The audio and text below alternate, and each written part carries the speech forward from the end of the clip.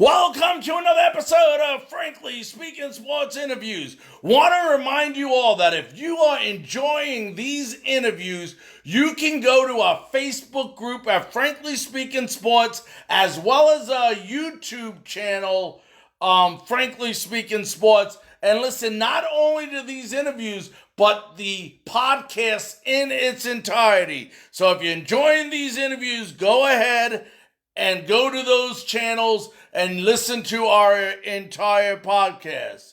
Today we have a very special guest for you. Let's go ahead and join it live. Welcome back to Frankly Speaking Sports. It is my great honor, thrill, and pleasure to have on our Frankly Speaking Sports hotline. He covers the Philadelphia Eagles for The Athletic. Please welcome Zach Berman. Zach, how you doing today? I'm doing well. Thanks for having me on.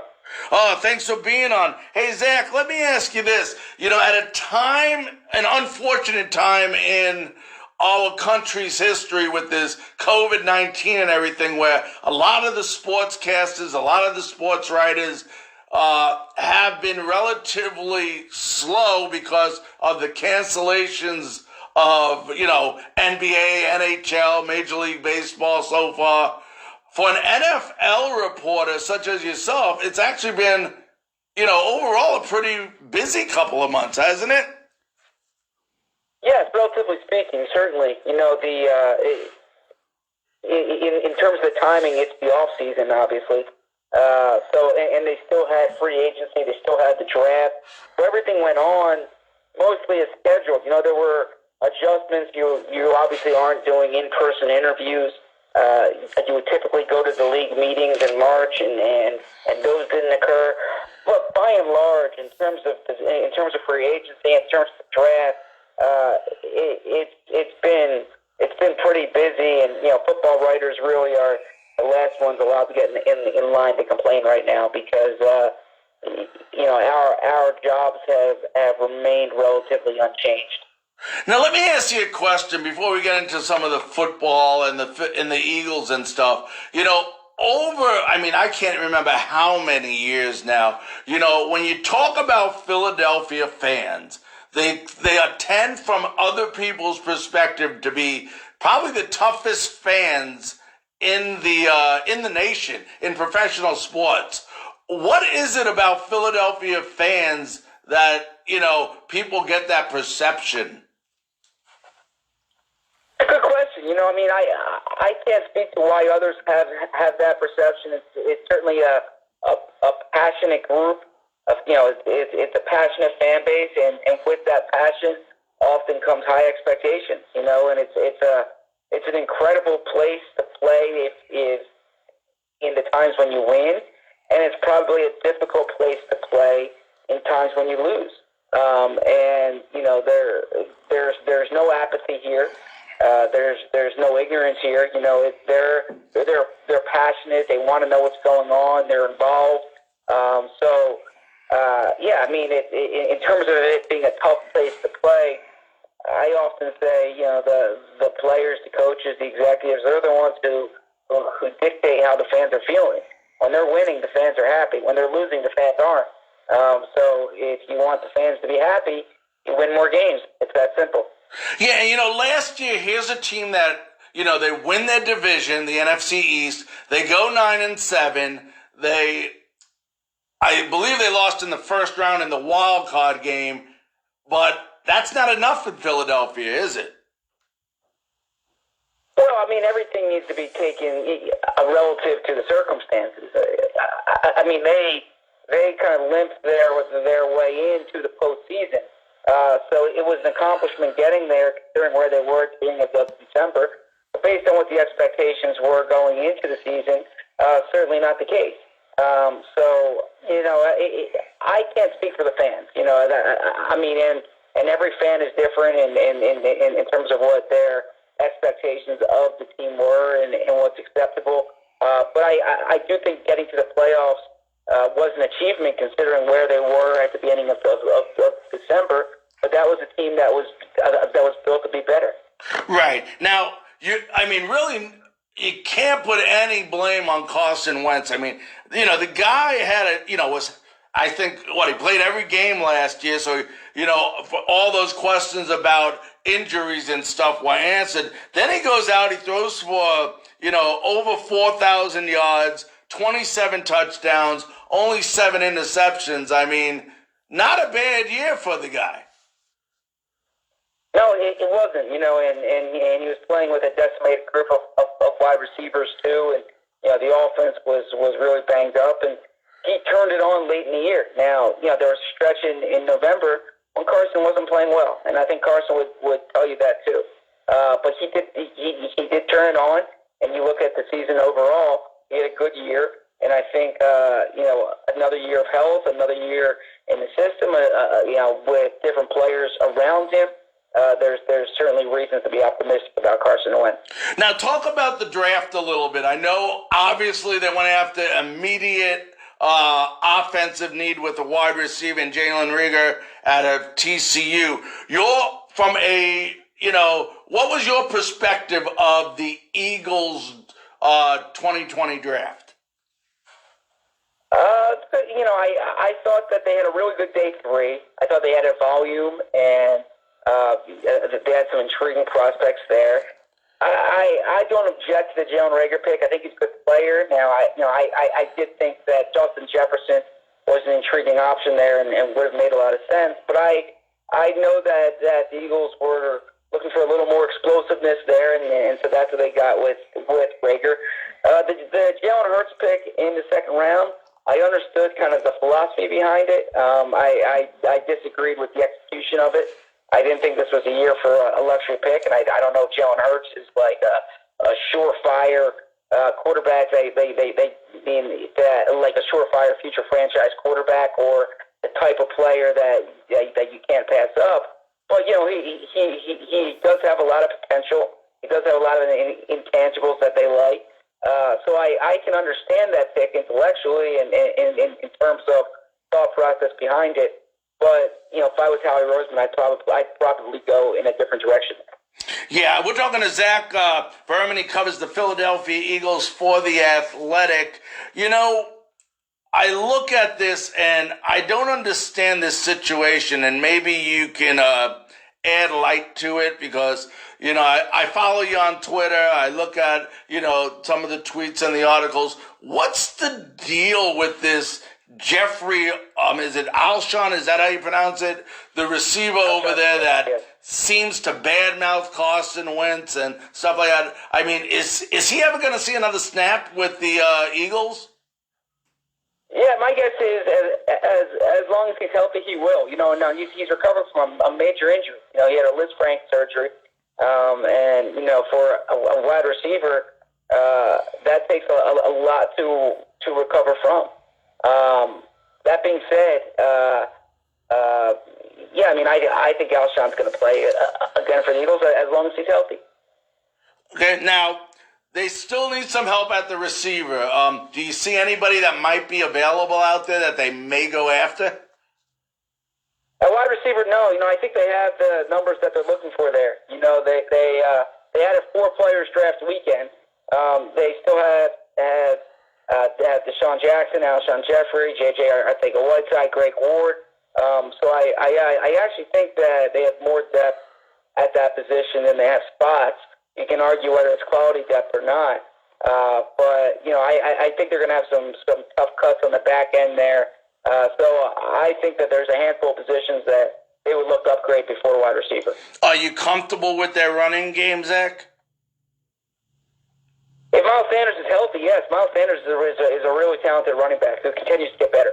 Yeah. And he's entering his second year. Now, they don't have a lot of proven depth behind him. I know they really do like Boston Scott. That's one thing to consider. But, if they can get a veteran at a good price, I think it will be a sensible place to look. Yeah, and this guy Sanders, I mean, he was just shy of 1,000 yards. I think he had like a little over 800 yards rushing. So, everything we're hearing about this guy is that the Eagles really like him. Yeah, I mean, there's a lot to like, obviously. As a rookie, 4.5, 4.6 yards per carry. I think 800 plus yards, 3 touchdowns. He caught 50 catches, 509 receiving yards, 3 touchdowns there. Dynamic player, really the best running back they've had in a long time, and he'll be a featured back for them this year. So a lot to like with him. Now, that division, if you just leave the Redskins maybe out for a minute, but the Giants and the Cowboys have both gotten better during the offseason. And the Cowboys' explosive offense. I mean, what do the Eagles need to improve on this year to re-win that division? Well, I'm saying healthy is a big part of it. They've had some health issues in recent years. Offensively, they need some of these young guys to develop, whether it's Jalen Reagor, whether it's JJ Arcega-Whiteside. The offensive line, they're fighting the age curve there. I think they're okay, but they're really counting on the left side on Andre Dillard making a big step up this season. And then on defense, it's built around their pass rush. They need a strong pass rush. They've invested a lot of money into that spot. Darius Slay, they acquired him to be the number one cornerback, and they need him to play like that. And they need to hope that there's not a major drop-off from Malcolm Jenkins. Let me ask you, and I'm sure, but in that division, is it basically just the Cowboys that you see giving them issues? Or, a lot of people are saying that the Giants it's one of those scary teams. You don't look at the Giants and say they're going to win the division. But if you look at the team that they're putting together up there in New York, I mean, that's another talented team in that division. So, 3 of those 4 teams are very difficult. Sure, yeah. So, I certainly look at the Cowboys as kind of the Eagles' top contender there. With New York and Washington, you're looking at second-year quarterbacks. You expect a jump from year 1 to year 2. But they're unproven players. In the case of Daniel Jones and Dwayne Haskins, I think the Giants have some intriguing weapons. Obviously, Saquon Barkley. They've upgraded their offensive line this offseason. I still think there are a lot of questions on defense, especially with their pass rush, and even their corners as well. And then Washington, I love that defensive line. I think they're really going to cause teams trouble up front. They have some questions on the offensive line, obviously. But I think those 2 teams. It depends how the new coaching staff does, how the second-year quarterbacks do. But I do think the Eagles and the Cowboys are the top 2 teams in the division. Yeah, I don't disagree with you. We're talking to Zach Berman. He covers the Philadelphia Eagles for The Athletic. We talked offense here a lot. What about the defensive side of the ball for the Eagles? What are your expectations? They were middle of the pack defense last year in the NFL. What's your expectations for that defense this year? Yeah, I think middle of the pack, in that maybe number 7 and the number 15 category. I don't think they're a top 5 defense. I don't think they're a bottom third of the NFL defense. I think that their defensive line has some intriguing options. They added Javon Hargrave in free agency to go with Fletcher Cox and Malik Jackson. That's a really good group on the interior. I think they can use some help on the edge. They're counting on development of some young players, but certainly at the top of the depth chart with Derek Barnett and Brandon Graham, they have players there. And then the back end, Darius Slay is the best cornerback they've had in a long time. Now they let Malcolm Jenkins go. I personally think that was a mistake. They're going to miss him. But they're counting on guys like Will Parks, Jalen Mills, perhaps even Kayvon Wallace to step in there. So we'll see how that goes. But I think that their defense is better than it was last season. And I think that linebacker is still a big question, but this isn't an organization that traditionally values linebackers. All right. Now, before we let you go, last question here, and I put you on the spot. I know it's early. We're not even in June yet, but what's your prediction for this team this year? Yeah, It's hard to say because I literally haven't seen them practice yet. Right. So there's a lot of new players. Obviously, there's some changes in the scheme. So you kind of want to see that before you can put an educated opinion out there.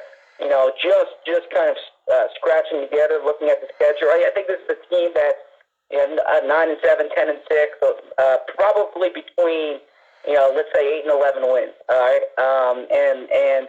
depending on injuries, depending on a few other factors, I think they're a playoff caliber team.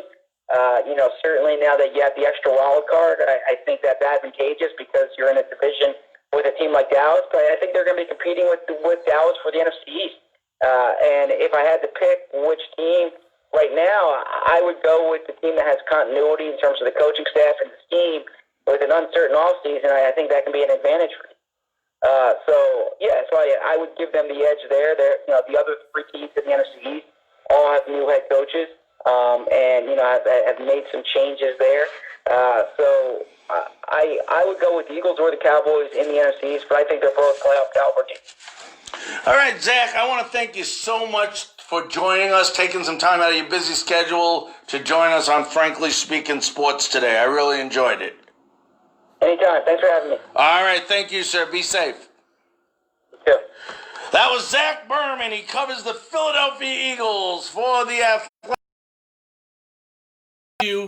Make sure you go to YouTube channel, our YouTube channel, Frankly Speaking Sports, as well as our Facebook page, Frankly Speaking Sports. And you can watch the entire podcast that we did with that interview. Once again, that's on our YouTube channel, Frankly Speaking Sports, and our Facebook group page, Frankly Speaking Sports.